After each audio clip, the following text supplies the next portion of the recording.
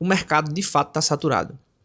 Nessa última semana, mentira, nesses últimos 3 meses, eu estava contratando para 2 vagas, mas nessa última semana para uma principalmente.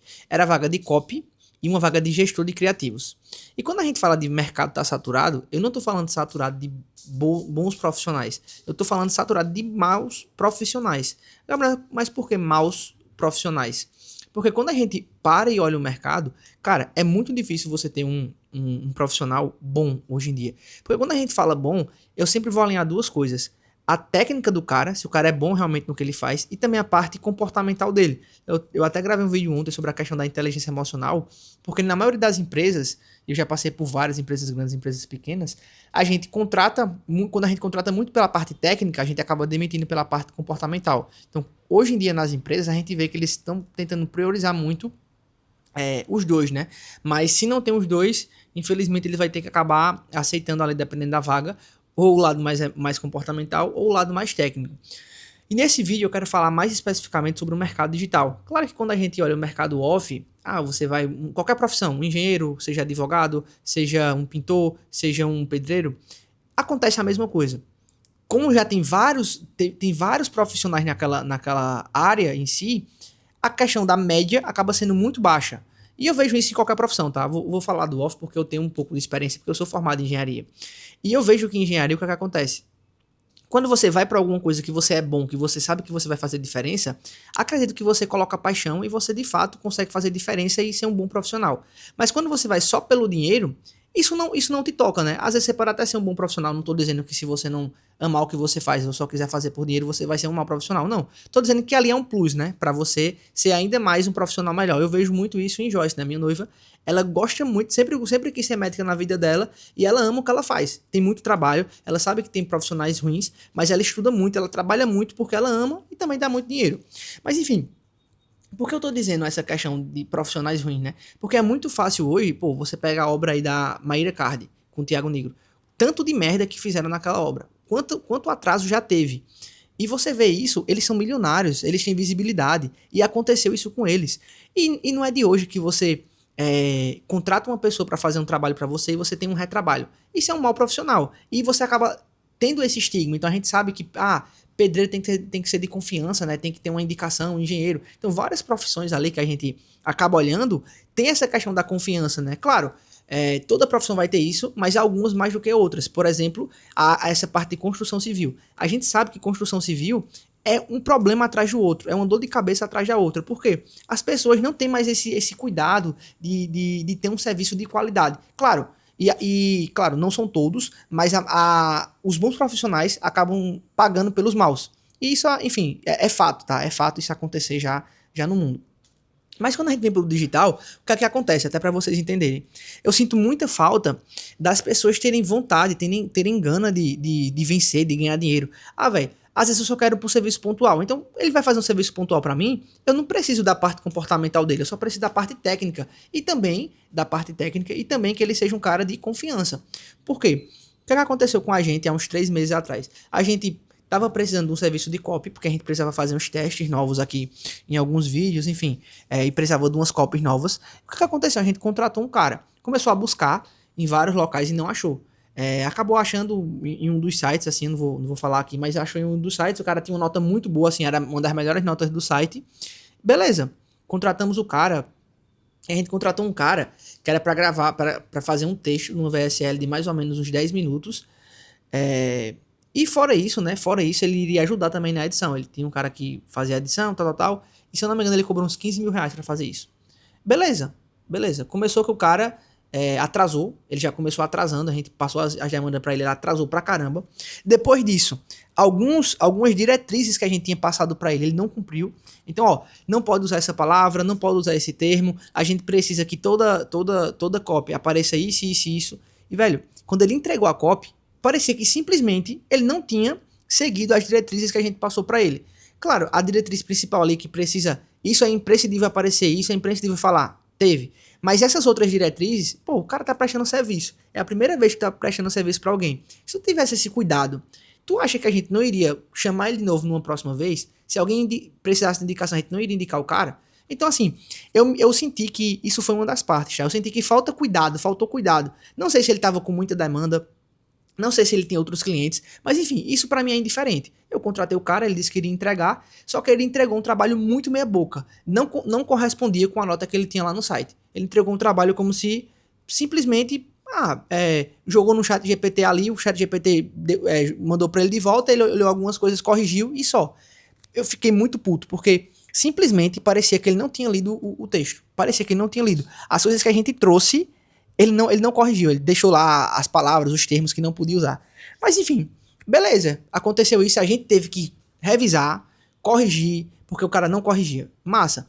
Gravamos esse vídeo, né, que precisava, e posteriormente isso, no contrato tinha que depois que o vídeo fosse entregue e testado, depois que o vídeo fosse entregue, tinha 30 dias para o cara fazer otimizações. Massa, tem lá no contrato isso. O que aconteceu? O cara entregou o vídeo e simplesmente parou de responder a gente. Porque o vídeo dele foi muito ruim. Tanto é que quando a gente leu, a gente já sabia que ia ser uma merda. Porque, pô, você tá no mercado, você já roda o produto há mais de 3 anos, se eu não me engano, a gente tá rodando o mesmo produto. A gente já tinha testado outras cópias e quando o cara entregou, a gente já viu que não iria dar bem. Não iria dar bom. Mas, não, pô, vamos dar uma colher de chá, vamos fazer um teste, né? Uma cópia diferente, a gente nunca testou muito desse jeito. Mas pelo fim lá, são 3 pessoas nesse projeto, pelo fim a gente já sentia que não ia dar bom. E dito e feito, quando a gente rodou, a gente não conseguiu rodar nem 2 dias. De tão ruim que foi. Péssimo. A gente mandou pro cara e disse, ó, essa VSL não deu bom, a gente tá aqui com os principais pontos dela que a gente precisa alterar, mas o ideal é que você entenda também por que não deu bom. Mas na nossa visão, foram esses 3 principais pontos. A gente listou lá pra ele. E o cara não respondeu, velho. Não respondeu. Depois de uns 2 meses, meu irmão mandou mensagem pro cara e o cara disse, não, o contrato já foi feito, vocês já pagaram, já era. Isso leva uma coisa que era pra gente ter feito, tá? Que a gente até vacilou. A gente pagou 50% a ele, que era tava no contrato, e era pra ter pago os 50% só depois dessa última revisão dos 30 dias. A gente acabou pagando depois que a VSL saiu. Então a gente acabou levando um fumo gigantesco aí. Só com o cara da copy, a gente deve ter gasto aí uns 15 mil, porque ainda teve algumas coisas de edição, de prova social que ele acabou cobrando depois. Então mais de 15 mil. Fora o tempo, né, que tem deslocamento para São Paulo, tem gravação com estúdio, tem com expert, enfim, tudo isso. Então foi uma bolada que a gente acabou perdendo. Realmente a gente jogou no lixo isso daí, que não deu para aproveitar. Foi horrível. E segundo caso, tá sendo agora há pouco, a gente tá precisando de um gestor de criativo. Gestor de criativo com IA. Gabriel, é uma profissão nova. Mas já tem várias pessoas hoje que trabalham em projetos ou que entendem um pouco ali e sabem dessa profissão. O que acontece? Tá sendo muito difícil achar esse cara. Muito difícil. O copy não foi tão difícil, a gente só não tava encontrando copy bom. E realmente foi o que aconteceu. Mas a questão do gestor de criativo é que tá escasso no mercado. Eu lembro muito quando eu comecei no tráfego pago ali, era difícil você ver gestor de tráfego bom, né? Mas gestor de tráfego no geral tava difícil. Tanto é que todo mundo ganhava dinheiro no mercado ali em 2019, 2020. E é o que tá acontecendo agora com essa parte de IA. Principalmente quem é gestor de IA. Gestor de IA não é o cara que simplesmente vai mexer na IA. A gente fala gestor de criativo com IA. Então, basicamente, ele vai fazer criativos pra gente. Seja criativos totalmente no formato UGC, seja criativos totalmente no formato passando slide, passando vídeos ali, inserts, né? Ou também pegando o expert e fazendo algumas coisas nos criativos que a gente já tem. Então, a gente precisa desse profissional. Só que tá absurdo achar um cara que seja bom, né? A gente já fez entrevista com 6 caras aqui, e os caras muito abaixo do que a gente precisa, e a gente tá pagando até um valor legal assim, né? Pelo que a gente olhou no mercado, a gente tá pagando 6 mil de fixo, fora o variável, a depender da performance dos criativos dele. Então é 6 mil inicial, é 7 mil, tenho que até confirmar. E pode chegar até, se eu não me engano, 12 mil. Enfim, dito isso, a gente já falou com 6, 7 caras, os caras muito abaixo. Teve um que falou, e tipo assim, acho que o cara foi muito meio que arrogante. Aí o cara disse, do jeito que tá aqui, no mínimo, tinha que ser um fixo de 10 mil. Porque ele começou a listar o preço de todas as plataformas que ele paga de IA, como se a gente tivesse que pagar. Cara, se você vai prestar um serviço pra gente, sem exclusividade, tu quer pegar todo o teu custo e jogar em cima da gente, sendo que tu pode ter outros clientes, sendo que tu tem outros clientes, obviamente, e tu acha que isso faz sentido. Então assim, eu não sou de botar preço no trabalho de ninguém, mas do jeito que o cara falou e pelo que ele cobrou, pra mim não fez sentido. Primeiro, só do jeito que ele falou, pra mim não fez sentido nenhum. Eu achei o cara muito arrogante. E entra no vídeo que eu falei ontem, da inteligência emocional. Se o cara soubesse falar, se o cara soubesse contornar a situação, soubesse negociar, porque assim, ó, quando a gente vai pra uma tratativa de contrato, de emprego, de trabalho, de salário, a gente também tem que saber negociar, né? Tem que saber jogar o jogo. Pra mim é muito simples. Cara, se eu vou negociar com um cara, eu sei que 90% da negociação, o cara vai chorar o preço, o cara vai pedir algum desconto, o cara vai querer algum bônus, alguma coisa do tipo. Então eu já vou com um valor um pouco acima do que eu cobro. Ah, Gabriel, se tu cobra 10 mil pra fazer um trabalho, então eu vou cobrar desse cara 13. Porque na hora lá que ele começar a chorar, ou chorar eu digo assim, né, negociar, né, pedir um bônus, pedir alguma coisa, ou eu vou dizer, ó, beleza, se a gente fechar agora, a gente bota pra 10 mil, então tira esses 3 mil, mas já com uma cláusula, vamos dizer assim, né, de fechamento imediato, ou se não, eu posso até fechar pelos 13 e tentar dar um treinamento a mais. Mas já vou com isso na cabeça. E aí, claro, eu tô trazendo pra inteligência emocional, mas é você saber negociar, né? Aí o cara chega, simplesmente ele começa a dar uma palestra que tá muito abaixo do mercado, tem muita ferramenta, então ele não soube. Consequentemente, se ele tivesse falado direito, se ele tivesse aberto a negociação, ele jogou pra 10 mil, a gente poderia puxar um pouco pra cima, e ele um pouco pra baixo, chegar no meio termo, ele poderia ter fechado. Mas simplesmente ele perdeu uma oportunidade ali por conta de ego, por, enfim, falta de inteligência emocional. E eu vejo isso muito quando eu olho pra minha história, né? Minha história pra mim é muito assim. Eu sempre fui o cara que buscava fechar o máximo de contratos que eu conseguisse, principalmente quando eu tava ali no começo. Então, eu não tinha toda essa malemolência de saber negociar, mas eu já tinha algumas questões que eu já sabia que eu iria abrir mão ou não. Então, eu já ia pra uma negociação com esse peito aberto e eu mostrava muita vontade, porque isso é um ponto também. A gente também precisou fechar com alguns experts, né? Com um expert em específico que estava buscando, a gente conseguiu fechar. E até para trazer essa história legal, porque tinha 2 experts que estavam num nível muito bom assim, a gente precisava fechar. E por que a gente escolheu um e não o outro? Pela vontade que o cara mostrava. O cara realmente mostrava que ia estar 100% no projeto. Claro, você também tem que detectar um pouco, ter essa leitura, né? Essa leitura mais fria ali da pessoa no momento. O primeiro, ele meio que, eu já tô ganhando dinheiro aqui, foda-se. Meio que tava nessa postura, não, eu tô ganhando dinheiro, não sei se vai fazer tanto sentido. O segundo, eu não sei se ele tava precisando de dinheiro ou não, ou simplesmente ele tava engajado e queria entrar num projeto bom, e ele demonstrou muito interesse.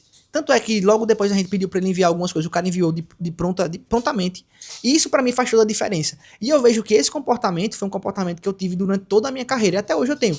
Cara, se eu vou fazer uma reunião, eu não vou entrar numa reunião mostrando desinteresse. Eu não vou entrar numa reunião meio que com ego, com soberba, como se eu fosse o melhor. Não, eu entro numa reunião, principalmente eu entro numa reunião para servir o cara. Eu quero, nem que a gente não feche, mas eu quero trazer alguma coisa nova pro cara. Eu quero trazer um conhecimento, mostrar para ele que faz sentido ele testar algumas outras coisas. Mesmo que a gente não feche, ele pode testar com outro cara. Então eu já entro na reunião dessa forma.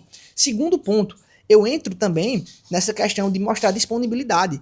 Pô, eu entro na hora, eu tento conversar de igual para igual, eu trago coisas novas, eu mostro essa parte de disponibilidade. Então, para mim, isso é fundamental. E foi isso que aconteceu. Em todas as empresas que eu passei, acredito que eu sempre mostrei muito isso. Eu sempre vesti muito a camisa, todas as empresas que eu passei, todos os contratos que eu já fechei, porque eu já trabalhei em empresas grandes, antes de abrir uma agência assim, né, de prestar serviço para vários clientes. Já trabalhei em empresas muito grandes, e acho que esse foi meu diferencial. Foi mostrar disponibilidade, foi mostrar que eu tô lá vestindo a camisa, que eu faço porque eu gosto de fazer aquilo e também eu sei que eu vou gerar resultados com aquilo.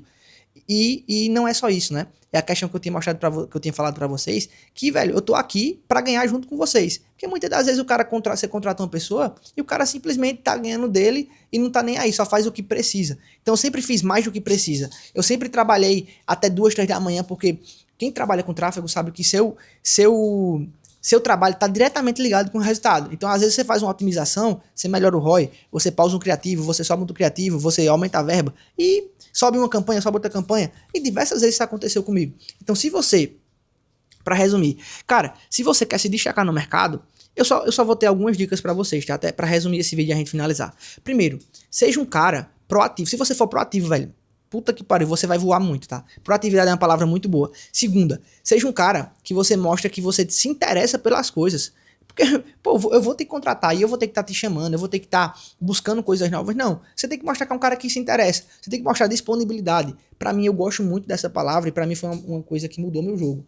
Não é disponibilidade, não é estar toda hora online ali, mas é você é um cara que é ágil. Pô, o cara te mandou uma mensagem, tu responde rápido. O cara te mandou um problema, tu já resolveu o problema. Então, isso foi o que mudou muito meu jogo, beleza? E a quarta coisa, assim, acho que é a quarta, terceira, é a parte da inteligência emocional. Eu sempre fui muito cara que, pô, não vou me deixar lidar com as emoções, não vou deixar as emoções me controlar. Vou procurar a melhor forma para lidar com essa situação. Ah, errei, como é que eu vou contornar isso? Primeiro, eu vou ajeitar meu erro e tentar contornar a situação depois. Sempre pensei muito nisso. Enfim, eu queria trazer esse vídeo porque a gente tá nessa parte de contratação e a gente tá sofrendo bastante com isso. E os bons profissionais acabam pagando pelos maus. E a gente tem que entender isso e buscar se sobressair de alguma forma. E a forma que eu acho que tem que se sobressair é isso que eu trouxe nesse vídeo. Então se inscreve no canal, curte, compartilha, comenta e tamo junto.